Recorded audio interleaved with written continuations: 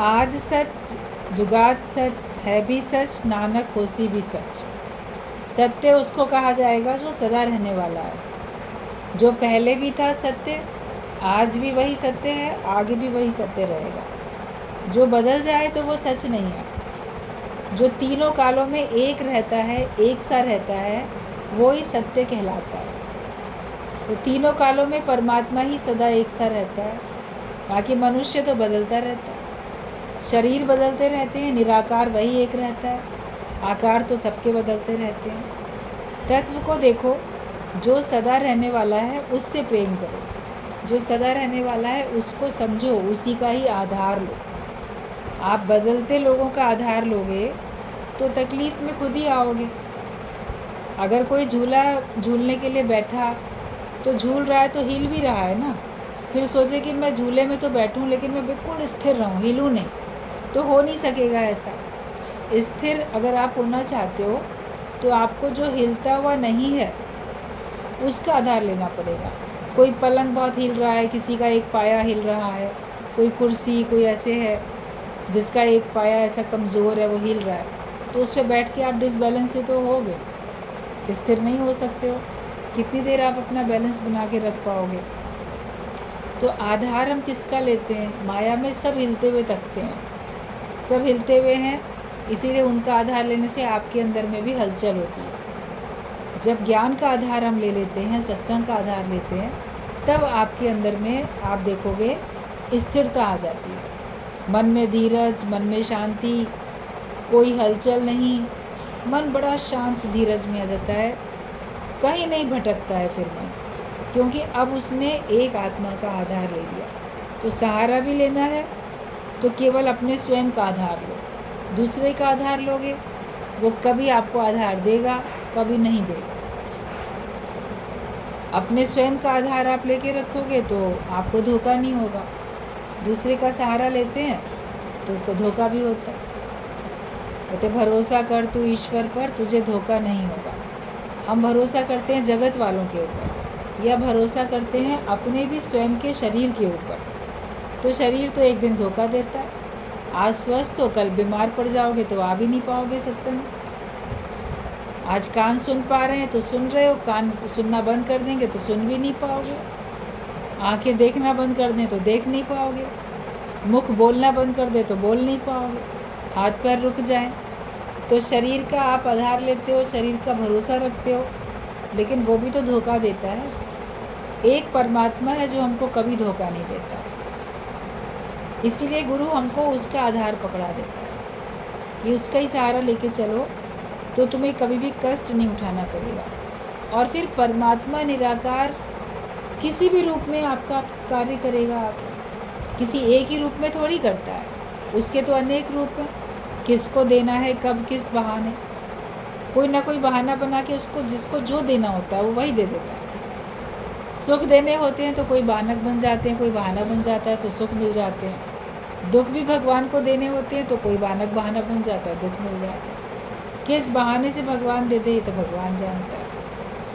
सहारा हमको केवल एक भगवान का ही लेके बैठना है। ज्ञानी किसी के देह में नहीं अटकता है। अपने मन को चेक करना, तुम्हारा मन अभी किस किस के देह में अटका हुआ है। जिनके परिवार वालों के संग बैठते हो उनकी देह में मन अटक जाता है। पति पत्नी में, बाल बच्चों में, माता पिता में, भाई बहन में, जो भी संबंधी हैं, जिनके साथ रहते हैं, मित्रों में, सहेलियों में, किसी न किसी में मन किसी का देह का आधार लेके उसमें अटक जाता है। फिर मन का अटकने का स्वभाव तो सत्संग में आके गुरु की देह का भी आधार लेके उसके देह में भी अटक जाएगा, या साध संगत में आधार लेके उसमें अटक जाएगा। ये मेरे पड़ोस से जाती है सत्संग में, मुझे नहीं पूछा, अकेले चली गई, तो तुमने उसकी देह का आधार ले लिया। कोई ना कोई सहारा मन चाहता रहता है ना, कोई ना कोई शेल्टर मन को चाहिए, तो ऐसे वो कुछ ना कुछ खेल करता रहता है। लेकिन किसी का भी सहारा लेके ज्ञानी नहीं चलता है, वो अपनी देह का भी आधार नहीं लेता। उसने इस देह से काम उतार लिया, जल्दी जल्दी अपनी देह से काम उतार लिया। जिस दिन ज्ञान मिले, जिस दिन सत्संग में आओ, पहले दिन अपना काम उतार के बैठो। ये नहीं कि हम आज तो पहली बार आए हैं सत्संग में, अभी तो सुन रहे हैं, अब सोच विचार करेंगे, तब इस पे स्थिति बनाएंगे। पहले ही दिन, जिस दिन आते हो सत्संग में, उस दिन जो बातें सुनी उसको उसी दिन अपने जीवन में उतारो। और ये नहीं सोचो कि मैं कल भी आऊँगा तब पक्का करूँगा। मैं आज ही आया हूँ, मुझे आज ही पक्का करना। कल होगा तो फिर चले आएंगे, लेकिन आत्मा का निश्चय तो हम करके बैठे। फिर आयु पर्यंत हम सत्संग में आते ही रहेंगे, लेकिन आत्मा का निश्चय तो हम करके बैठे ना। उसमें देर नहीं करो। Delay is dangerous. देर करना जो है वो खतरनाक साबित होता है। कभी समय चला जाता है, फिर आप पछताने के सिवाय कुछ नहीं होता। माया में भी पछताना हो जाता है, लेकिन ज्ञान में नहीं पछताओ। ये मुक्ति का निश्चय सब पक्का करके बैठो। इसमें हमको बहुत तत्पर होना चाहिए। जिस दिन जो पॉइंट सुनो, बोलो मुझे आज ही इस पॉइंट को अपने जीवन में उतारना है, कल पे नहीं छोड़ना है। किसी का शरीर का आधार नहीं लेना तो नहीं लेना। गुरुजी बोलते थे कि संसार में किसी का कोई अभाव हो जाता है, कोई दुनिया से चला गया, मान लो परिवार का व्यक्ति, तो जो बच गए हैं उनको सब लोग तसल्ली देने आते हैं। तो तसल्ली देने आते हैं तो फिर कोई ना कोई दूसरा आधार पकड़ाते हैं। अरे कोई बात नहीं, वो चला गया, फलाना तो बैठा है ना तुम्हारे लिए, फलाना तो है, ये तो है। तो या धन दौलत का आधार पकड़ाते हैं, किसी न किसी का आधार पकड़ाते हैं, और उससे उसको तसल्ली भी मिलती है। ये बात नहीं कि तसल्ली नहीं मिलती है।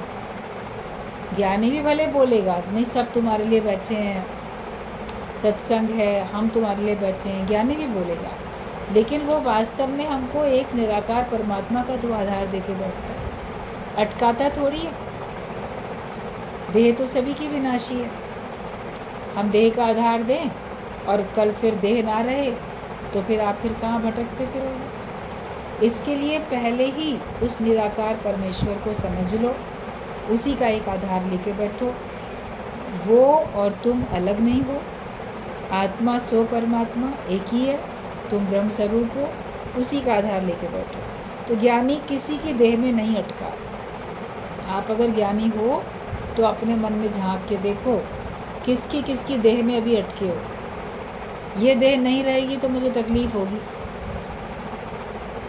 बच्चों में मन बड़ा अटक जाता है, परिवार के लोगों में अटक जाता है, किसी में भी। बोलो ये देह नहीं रहेगी तो भी तो मैं रहूँगा, भगवान तो फिर भी रहेगा, और देह तो विनाशी है। आधार देते भी हो अपनी देह का और आधार लेते भी हो दूसरे की देह का। सत्संग में तो सिर्फ एक परमात्मा का आधार गुरु दिलाता है, किसी के भी शरीर का आधार नहीं दिलाता। वो अपने शरीर का आधार भी नहीं देता, वो तुमको ज्ञान का आधार देता है, तुमको एक भगवान का आधार देता है। हमें भी वही लेके बैठना है। अपने को छुड़ाते चले जाओ, प्रैक्टिस करके बैठो कि मैं सबके बिना रह सकता हूँ और सब मेरे बिना रह सकते हैं। मन सोचता है ना हम तो ज्ञानी बन गए, हम तो सबके बिना रह लेंगे, लेकिन मेरे बिना ना ये लोग नहीं रह सकते, बच्चे छोटे हैं अभी, मेरे बिना नहीं रह सकते। लेकिन अपने को हटा के देखो, तुम्हारे बिना भी बच्चे रह सकते हैं। छोटे छोटे बच्चों के अंदर में भी समझ आ जाती है, उनको भी भगवान कोई ना कोई रूप में मदद करने के लिए आ ही जाता है। जो बच्चे छोटे छोटे होते हैं, उनके भूकंप में या किसी और वजह से बीमारी में, अभी पिछले दिनों कोरोना में कितने बच्चे ऐसे अनाथ हो गए जिनके छोटे छोटे तो परिवार होते हैं, जॉइंट फैमिली नहीं इकट्ठी रहती है, या अगर होते भी हैं रिश्तेदार तो उनका आपस में एकता और प्रेम नहीं होता है। और कई ऐसे बच्चे थे जिनके माता पिता दोनों ही दुनिया से चले गए, बच्चे बच गए, फिर उनको अनाथालय में डाला गया। सरकार ने उनकी लिए बहुत काफ़ी कुछ योजनाएं बनाई, मदद की, संबंधियों ने पता नहीं क्या किया क्या नहीं किया, कुछ को संबंधियों ने पाला, कुछ को कैसे कुछ को कैसे। जैसे जैसे भगवान ने जिसकी व्यवस्था बनाई वैसा वैसा हुआ, आगे भी वैसे ही होता रहेगा, और पहले से ऐसा होता चला आया है। अपना आधार हम शरीर का कब तक दे सकते हैं और कब तक लें, मानुष की टेक वृथा सब जाने। मनुष्य का सहारा लेना व्यर्थ है। गुरु हमको सत्संग में बुला के हमें स्वयं को निराधार करता है, और तुम अपना आधार दो भी नहीं, इस बात के लिए तुम्हारे मन को पक्का करता है। तुम्हें ज़बरदस्ती जैसे अपनी आज्ञा दे के हटा भी देता है माया के कारणों से। मन कभी बेचैन भी होता है, लेकिन फिर समझ जाते हो कि हाँ, आपके बिना भी तो काम बढ़िया चला। प्रेम होता है तो आपसे त्याग बड़ी आसानी से हो जाता है, प्रेम नहीं है तो आप त्याग नहीं कर पाते। तो किसी का भी देह का आधार नहीं लो, किसी की देह में नहीं अटको। No tension but attention. और फिर किसी प्रकार की टेंशन में नहीं रहो। मेरे को किसी का आधार नहीं है, मुझे कोई सहारा नहीं देता, इस बात की टेंशन है, या मैंने उसको सहारा नहीं दिया तो वो तो बिगड़ जाएंगे, बच्चे बिगड़ जाएंगे। हम साथ नहीं देंगे तो बच्चे बिगड़ जाएंगे, हम साथ नहीं देंगे तो पति नाराज़ होके वो बिगड़ जाएगा। कहीं कुछ ऐसा टेंशन होने लग जाती है। गुरु ने कहा टेंशन नहीं करो, तुम अटेंशन में रहो। टेंशन में आगे ए लगा दो आत्मा की, मतलब सावधान होके रहो। ऐसा नहीं है कि आप ध्यान नहीं दोगे, घर में ध्यान दोगे भी, लेकिन उनको तरीके से अपने खुद के आधार पे खड़ा करो। ऑल्टरनेट कोई बंदोबस्त करके रखो कि आपकी एब्सेंस में वो कार्य कैसे हो जाए। पहले से विचार करके बैठो। सत्संग में आते हो 2 घंटे के लिए, तो 2 घंटे अपने घर की व्यवस्था बनाकर ही आते हो। कभी सारा दिन के लिए निकलना होता है कहीं भी किसी भी कारण से, तो सारा दिन के लिए घर की व्यवस्था बनाते हो। कभी 2-4 दिन के लिए कहीं जाना होता है तो उस हिसाब से आप व्यवस्था बना के जाते हो। महीने 2 महीने जाना होता है तो उस हिसाब से बनाते हो। सदा के लिए जाना है, उस हिसाब से भी तो बनानी है ना व्यवस्था, कि आखिरकार तो सदा के लिए भी तो जाना है हर एक को। तो हम क्या व्यवस्था बनाते हैं? जितनी आप कर सकते हो उतनी तो करोगे, बाकी उसके लिए आपको अपनी स्वयं की स्थिति बनानी पड़ेगी। सब भगवान का है और भगवान सबके लिए अच्छा ही करेंगे। जो भगवान करते हैं वो अच्छा ही करते हैं। तो टेंशन नहीं लो, आगे क्या होगा कैसे होगा, किसी प्रकार की टेंशन नहीं, लेकिन सावधानी रखो।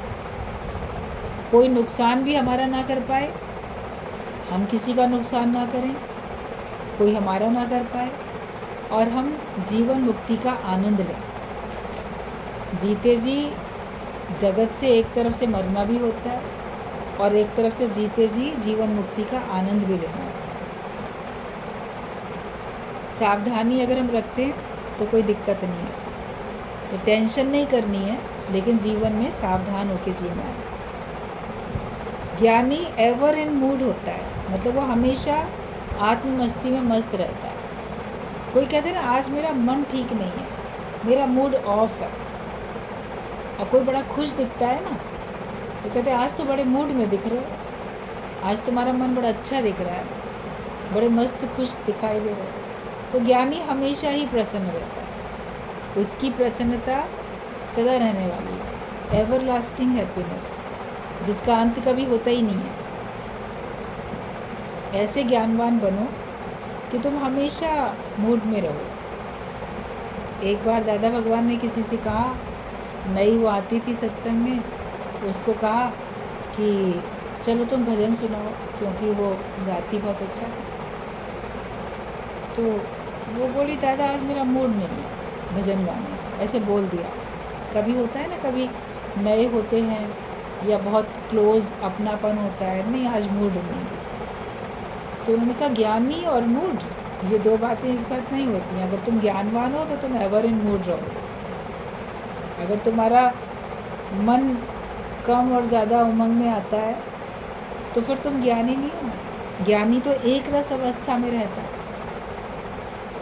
तब फिर उन्होंने कहा कि ठीक बात है, आज से कभी हमारा मूड ऑफ नहीं होगा, और अंत तक उन्होंने कभी अपना मूड ऑफ नहीं किया।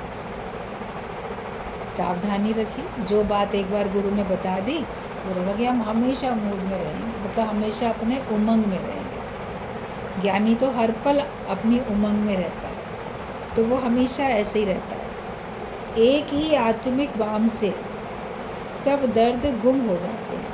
एक अपने को आत्मा मान लो, तो आपका जिस बात से भी मूड ऑफ हुआ था, जो भी कष्ट था, जो परेशानी थी, वो सब खत्म हो जाती है। जैसे कभी कहीं दर्द होता है ना, कोई आयोडेक्स लगा लेता है या कोई बाम लगा लेता है, माथे में, सर में दर्द है, ऐसे पूरे बॉडी में कहीं भी दर्द है, तो कभी एक ही ट्यूब होता है कि उसको आप माथे पर भी लगा सकते हो, कमर पे भी, घुटने पे भी, हाथ में भी, कहीं भी लगा सकते हो, तो आपका दर्द दूर हो जाता है। तो एक आत्मा का निश्चय करने से आपके सारे तन के, मन के, धन के सब कष्ट आपके दूर हो जाते हैं। आपको किसी प्रकार का कष्ट सताता नहीं है। जब आपने अपने को एक आत्मा जान लिया, तो एक आत्मिक बाम लगाओ, तो आपके टेंशन ख़त्म। जैसे माथे में दर्द है, सर में दर्द है, आपने बाम लगाया तो दर्द ख़त्म हो गया। तो चिंताएं करने से ही तो सर दर्द होता है। बहुत सर दुख रहा है, फट रहा है दर्द, टेंशन के मारे दर्द फटा जा रहा है सर मेरा, ऐसा वो लोग बोलते हैं। बहुत चिंताएं हैं, तो आपको लगता है कि कैसे हमारा ब्रेन कहीं वो ना हो जाए, हेमरेज ना हो जाए। एक आत्मा अपने को जानो तो समझोगे सारे के सारे दुख दर्द चले गए इकट्ठे। और देह मानने से एक ठीक होगा, दूसरा तैयार खड़ा है, दूसरा ठीक होगा, तीसरा कष्ट तैयार खड़ा। समस्याओं का तो कोई अंत ही नहीं है ना अपने को देह मानने से। लेकिन अपने को देह ना मान के, देह को धारण करने वाला वो सत्ता, वो मैं ब्रह्म स्वरूप हूँ, ये जानने से हमारी सारी परेशानियाँ दूर जाती हैं। कि एक आत्मिक बाम से सब दर्द गुम हो जाते हैं। ये सारी दुनिया आँखों का धोखा है। सत्य जो है वो असत्य करके दिखता है, और असत्य को ही सत्य समझ के देखते हो। जैसे तिलस्मी महल होता है ना कोई, तो उसमें जो है वो नहीं दिखता, जो नहीं है वो दिखता है। पांडवों ने भी ऐसा एक महल बनाया था, तो वहाँ पे बुलाया जब कौरव ये सब लोग आए, तो जहाँ पानी नहीं था वहाँ पानी दिखाई दे रहा था, जहाँ दीवार थी वहाँ दीवार नहीं दिख रही थी। ऐसे अलग अलग तरीके से वो तिलस्मी ऐसा महल बनाया हुआ था। तो जब उस महल में बुलाते हैं और दुर्योधन ऐसे चल रहा होता है, तो कहीं उसको लगता है यहाँ दरवाज़ा है, रास्ता है, लेकिन वहाँ रास्ता नहीं था, वहाँ दीवार थी, डिज़ाइन ऐसा बना हुआ था। वो एकदम जाता है तो उसका सर टकरा जाता है वहाँ पर, वो तो दीवार थी, उसको लगा शायद ये रास्ता है। फिर पलट के जाने लगा तो देखा कि वहाँ लगा कि यहाँ पानी है, जैसे तालाब है इधर छोटा सा बना हुआ है। तो उसको क्रॉस करके जाना था, तो उसने अपने कपड़े पहने थे तो भीग ना जाए पैरों में, तो उसने अपने धोती को ऐसे जो पहना हुआ था उसने वस्त्र पैरों से थोड़ा सा ऊंचा कर लिया। ऐसे जाएंगे पानी में तो उसके पैरों से गीले हो जाएंगे। जैसे ऊंचा करके चलने लगा तो देखा वहाँ तो पानी था ही नहीं, वहाँ तो सूखा था। तो झेंप गया, तो उसने उतारे वहाँ पे छोड़ दिए अपने हाथ से कपड़े। द्रौपदी तो देख रही थी उधर ऊपर से, वो हंस पड़ी, मजाक कर दिया। तो मजाक भी किसके साथ करो, कब करो, क्या कह के करो, वो विचार करना चाहिए। अब वो इतना तो अपनापन नहीं था उसका कि मजाक सह लेता। और मजाक में भी कभी ऐसे निजी कमेंट्स नहीं करने चाहिए, वो कभी बहुत दिल को घाव दे जाते हैं। फिर आप बोलोगे मैं तो मजाक में कहा था, लेकिन मजाक में तुमने किसी के दिल को अंदर तक ऐसे परेशान कर दिया। तो वो बड़ी तेज़ हंस पड़ी और हंस के बोलती अरे लगता है अंधे की औलाद भी अंधा ही होता है, क्योंकि वो तो उसके तो पिता नेत्रहीन थे। अब ये उसको चुभ गई बात, और सोचो इसमें उसने अंदर अंदर ठान लिया कि इस द्रौपदी से मैं जो हूँ एक ना एक दिन बदला लेके रहूँगी। वो अंदर उसके गड़ गई बात ऐसे फांस की तरीके से। तो फिर सबको तो पूरी स्टोरी पता ही है। तो बोलो भी तो सोच समझ के बोलो। ये जगत ऐसा ही है, आपको कुछ का कुछ दिखेगा, उसमें हमें अपने मूड को और अपनी भाषा को अपने विचारों को, अपने कर्मों को संयमित रखना। वरना बोलोगे कि संसार में तो ऐसा उल्टा सीधा दिखता ही रहता है, तो हम भी लोग जैसा करते रहते हैं, हम भी वैसे ही बोलते रहते हैं। तो बोलो तो विचार के बोलो। सारा जगत ऐसा ही है, जैसे वो महल था उसका, तो तुम समझो सारा संसार ऐसा ही है। जो हमको दिखता है वास्तव में होता नहीं, क्योंकि वो सदा रहता भी नहीं है ना। और कब किसका मन कैसे बदल जाए, कब कोई आपका मित्र था वो आपका शत्रु बन जाए, कब कोई आपका शत्रु था वो आपका मित्र बन जाए, ये भी कोई भरोसा नहीं होता।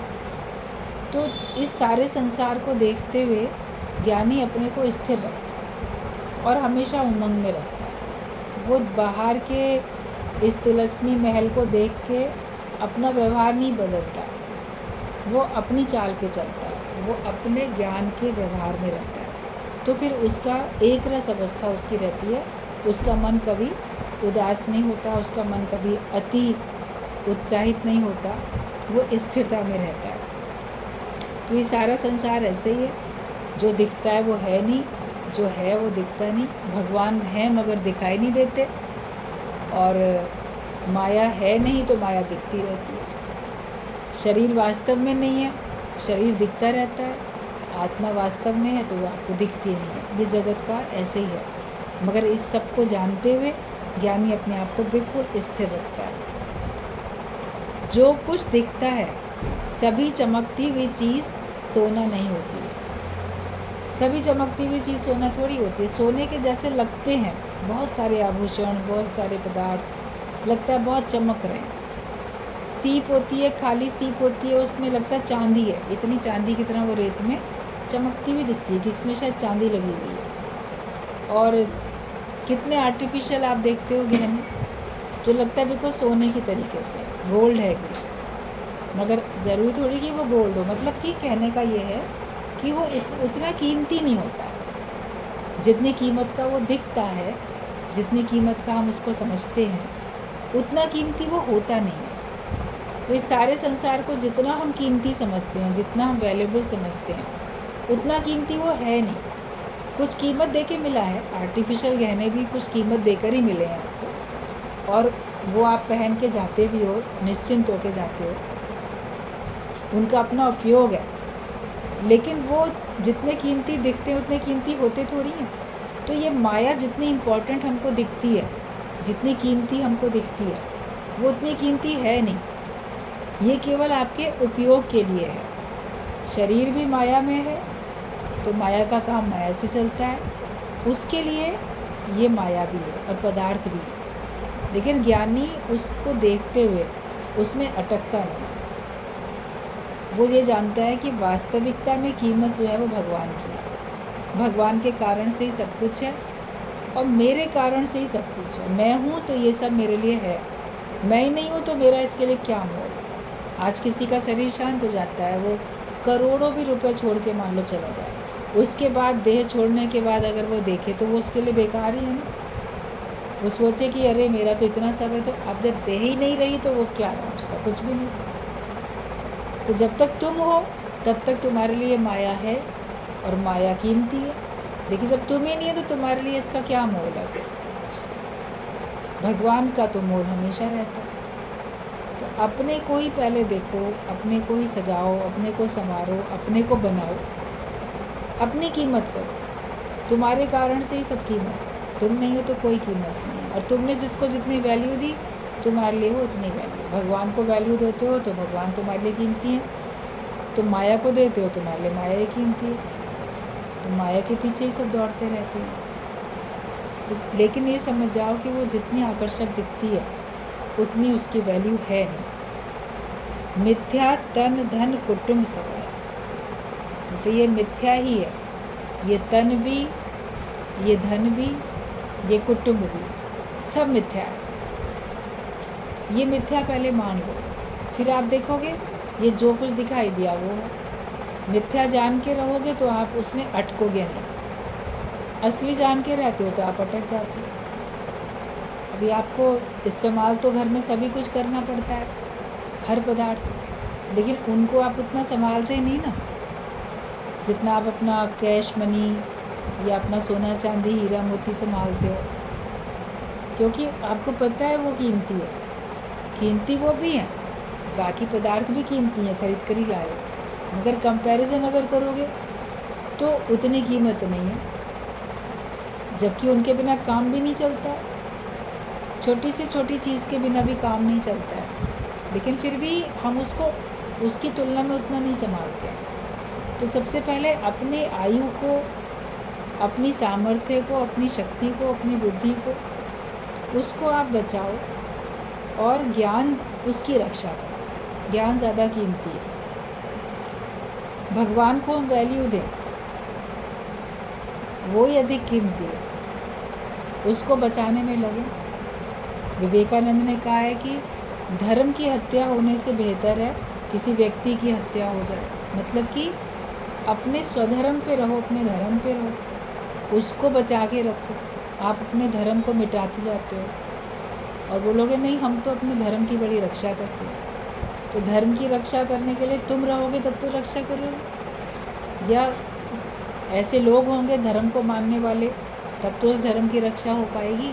जब उस धर्म को मानने वाले ही लोग नहीं होंगे तो क्या रक्षा होगी। सत्संग में आके अगर सत्संगी ही नहीं होंगे तो ज्ञान की रक्षा कैसे कर पाएंगे, कौन कर पाएगा। तुम जब तक रहोगे तब तक तुम्हारे लिए ज्ञान होगा, उसके बाद आगे ज्ञान ही नहीं। इसलिए इस ज्ञान को भी निष्काम भाव से सबको बांटने के लिए गुरु कहता है, ताकि ये ज्ञान का कभी नाश ना होने पाए। सब अपने अपने धर्म पे टिकें, स्वधर्म पे टिकें, और बाकी भी सबको अपने अपने धर्म को टिकाते चले जाओ, ताकि ये ज्ञान सदा से था और सदा आगे रहे। सुनो और इसको बांटते भी जाओ, सबको सबके जीवन में ज्ञान की आवश्यकता अनुभव कराते चले जाओ। बाकी तो सब जा ही रहा, तन भी, धन भी, कुटुंब भी, वो सब जाने वाला, वो सब मिथ्या है। जो दिसे सब चलनहार, जो आँखों से दिखाई देता है सब जाने वाला है।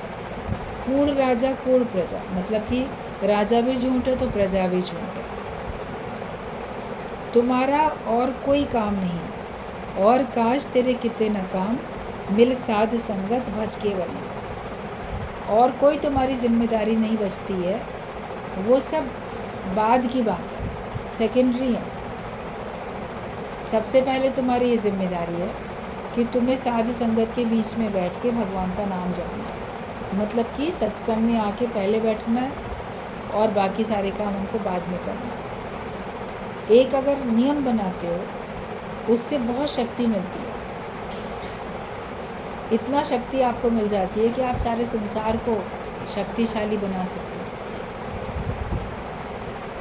तो हम अपने को इतना शक्तिशाली बनाएं कि जिससे हम सारे संसार को शक्तिशाली बना सकें। हम ही नहीं शक्तिशाली होंगे तो किसी और को शक्तिशाली कैसे बनाएं।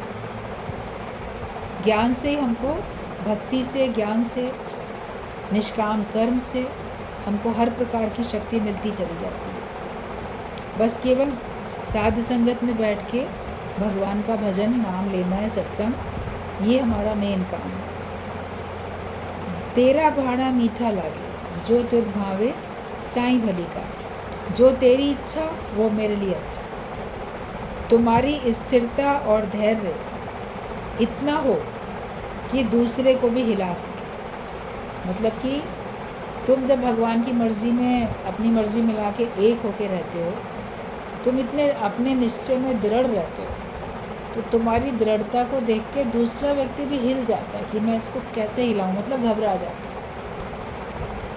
तुम्हारी मजबूती को देख के दूसरा व्यक्ति भी जैसे हिल जाता है। जिस वक्त अपने देश की स्वतंत्रता के लिए कितने लोगों ने मुकाबला किया, उनके अंदर में इतनी बहादुरी थी कि जब बहुत गोलियां ऐसे मार भी दी गई और मृत शरीर पड़ा हुआ था, तो उन बहादुरों के, स्वतंत्रता सेनानियों के मृत शरीर के पास भी जाने में अंग्रेज़ सेना घबरा रही थी कि कहीं ऐसा तो नहीं है कि जीवित हो और हम जाएं पास में और ये एकदम से हमको मार दे। बहुत देर में और बहुत ऑब्ज़र्व करके बहुत घबरा के गए। मतलब उनके अंदर में इतनी बहादुरी थी, इतनी दृढ़ता थी कि दूसरे भी जैसे हिल गए। तो हम ज्ञान से अपने आप को इतना बहादुर बनाएं, इतना दृढ़ बनाएं कि माया वाले भी जैसे हिल जाएं कि हम इनका कैसे नुकसान कर सकते हैं। इनका नुकसान करेंगे तो जैसे भगवान नाराज़ हो जाए। वो तभी होगा ना जब आप अपने को इतना शक्तिशाली बना के रखोगे, खुद ही सहारा लेके बैठोगे, खुद ही गुलामी करोगे, खुद ही सहारा लोगे, आधार लेके बैठोगे, तो फिर कमज़ोरी अपने अंदर रहेगी, तो दूसरा आपसे शक्ति कैसे प्राप्त कर सकता है। अपने को इतना खुश रखो कि सब तुमसे खुशी मांगने के लिए आए। कोई बहुत अमीर होता है तो लोग कहते हैं हमें पैसा दे दो, उधार दे दो, या हमें ये हमारे पर खर्च कर दे।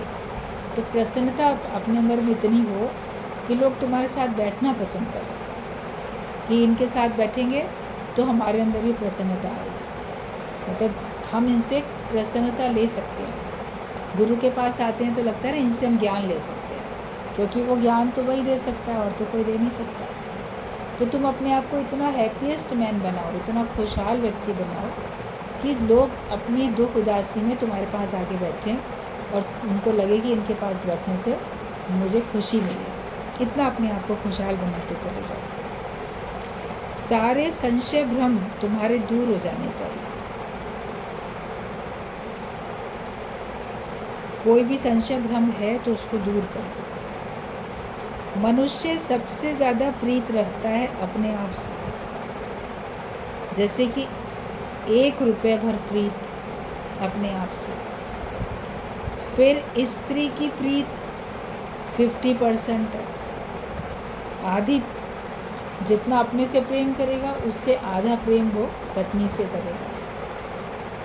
तो पत्नी भी फिर क्या करती है, भले वो कहती है मैं पूरा 100% प्रेम करती हूँ, लेकिन कौन, वो भी बोलती है, लेकिन वास्तव में हर एक कोई अपने से सबसे अधिक प्रेम करता है। और स्त्री की प्रीत जो है वो 50% है। मतलब वो तो दर पे ही तुमको, दरवाजे तक ही तुमको विदा करेगी। और 25% प्रीत रिश्तेदारों की, वो तुमको शमशान तक ले जाते हैं। लेकिन 1% प्रीत तुम करते हो परमात्मा से, जो तुम्हारे अंग संग रहता है। तो ये संसार का एक हाल है कि दुनिया में व्यक्ति आता है तो सबसे ज़्यादा अपने देह से प्यार करता है, लेकिन जब उसको इस दुनिया छोड़ने की बात आती है, जाने लगता है, तो ये देह उसकी उसी समय साथ छोड़ देती है। एक कदम भी ये देह आगे नहीं चलती, जैसे उसने तुरंत छोड़ दिया, नाता तुरंत काट दिया। जिसके साथ 100% प्यार किया उसने 1 सेकंड में हमारे से मुंह मोड़ लिया। फिर पत्नी से 50% अगर प्यार किया तो वो तो अर्थी को थोड़ा बस दरवाजे तक, थोड़ा आगे तक ही विदा कर देती, वहीं से हाथ जोड़ लेती। फिर उससे कम 25% प्यार जो है संबंधियों से होता है, लेकिन वो तुमको स्टेशन तक छोड़ने जाते, शमशान घाट तक। उसके आगे तो नहीं जा सकता ना कोई तुम्हारे से, लेकिन भगवान तो उसके आगे चलता है। वो पहले भी था, अभी भी है, और तुम्हारी उस अनंत यात्रा में तुम्हारे साथ। जब तक तुम्हारी यात्रा चलती रहेगी 84 लाख योनियों की, तब तक भगवान तुम्हारे साथ ही है। और जब तुम्हें तुम्हारी मंजिल मिल जाएगी, मुक्त हो जाओगे, मोक्ष मिल जाएगा, तब भी भगवान तुम्हारे साथ है। फिर तो तुम उसका रूप बन जाओगे। तो कहा गया कि एक प्रीत सच्ची गुरु गोविंद की, जो अंग संग हुए सब है। भगवान की ही प्रीत ऐसी है सच्ची, जो हमको 100% प्रेम करता है। और हम कैसे भी हों, खोटे हों, खरे हों, कैसे भी हों, भगवान हमको प्रेम करते हैं। लेकिन अपने स्वार्थ के कारण से मनुष्य अपने शरीर से सबसे अधिक प्रेम करता है और भगवान को 1% करता है। वो भी क्यों करता है? उससे सुख मिलेगा इसलिए। अगर ये विश्वास हो जाए कि भगवान कुछ देंगे नहीं मुझे, तो कोई भगवान से प्यार ना करे, कोई भगवान की भक्ति ना करे। तो स्वार्थ के कारण ही तो प्रेम करते हो, स्वार्थ के कारण ही तो भक्ति करते हो। निस्वार्थ प्रेम करो। जब तुम सबसे निस्वार्थ प्रेम करना शुरू करोगे तो बाकी भी सब तुमसे निस्वार्थ प्रेम करेंगे। दूसरे को दोष नहीं दो, उसका स्वार्थ का नाता है, उसका स्वार्थ का प्यार है, क्योंकि वो भी जगत में रहता है, इसलिए उसका भी स्वार्थ का नाता है। लेकिन तुम तो निस्वार्थ प्रेम करना सीख जाओ ना पहले। तुम अगर निस्वार्थ प्रेम करना सीख जाओगे तो बाकी भी तुमसे बाद में देखोगे सब निस्वार्थ ही प्यार करेंगे। अपने स्वार्थ से शुरू में व्यक्ति प्यार करता है, लेकिन जब देखता है दूसरा बिल्कुल निस्वार्थ प्यार कर रहा है, निस्वार्थ सेवा करता है, तो फिर उसके अंदर भी निस्वार्थ भावना आती है। सत्संग में आके गुरु को देख के, साधु संगत को देख के सीखता है ना व्यक्ति। जगत से आता है तो बड़े लोभ लालच होते हैं, कंजूसी होती है, स्वार्थ होता है, सारी बुराइयां भरी पड़ी होती हैं। लेकिन आते आते आप देखो कैसे निकलती जा रही हैं, सारी बुराइयां दूर होती जाती हैं। क्यों? क्योंकि आप बाकी सबको भी विकार रहित देखते हो, और दूसरों का विकार रहित जीवन आपको प्रभावित करता है, आपको अच्छा लगता है, खुशी होती है। कोई आपको निस्वार्थ भाव से सेवा करता है, निस्वार्थ भाव से प्रेम करता है, तो वो आपको ज़्यादा प्रभावित करता है। तो फिर आप देखो कि आप भी वैसे ही सीख जाते हो। जैसा दूसरे का व्यवहार आपको अच्छा लग रहा है तो आप भी तो सबके संग वैसे ही करते हो। कोई बुरा नहीं है भले मन के वास्ते। अच्छा मन हो गया तो हमारा कोई बुरा नहीं, ना कोई वैरी ना कोई मित्र, सब मेरे लिए एक बराबर, और संसार में मेरा एक भी शत्रु नहीं है, ये ज्ञानी बोल सकता है। कोई बुरा नहीं, कोई मेरा शत्रु नहीं। इतना अपने को ज्ञानवान बनाओगे तो देखो आप एक रस अवस्था में रहोगे और आपका मन कभी भी डावाडोल नहीं होगा।